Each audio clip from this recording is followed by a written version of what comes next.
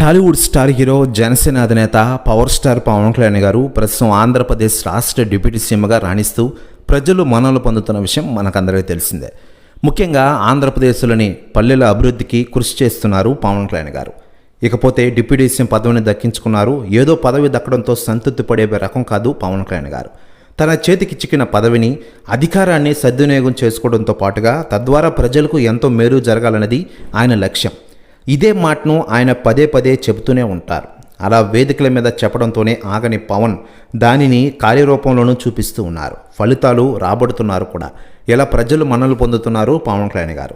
మరోవైపు పవన్ కళ్యాణ్ గారి గురించి ఇప్పటికే రాజకీయ నాయకులు చాలామంది స్పందిస్తూ ఉండగా తాజాగా తెలంగాణ డిప్యూటీ సీఎం బట్టి విక్రమార్క గారు సంచలన వ్యాఖ్యలు చేశారట. ఆయన మాట్లాడుతూ పవన్ కళ్యాణ్ గారు ఈరోజు ఆంధ్రప్రదేశ్ రాష్ట్ర డిప్యూటీ సీఎంగా రాణిస్తూ ఉన్నారు. దేశంలో ఎక్కడ చూసినా పవన్ కళ్యాణ్ గారి పేరు బాగా మారుమోగుతోంది. ఈరోజు ఆయన డిప్యూటీ సీఎంగా చేస్తూ కూటమి ప్రభుత్వాన్ని అధికారంలోకి తీసుకొచ్చిన విషయం మనకందరికీ తెలిసిందే.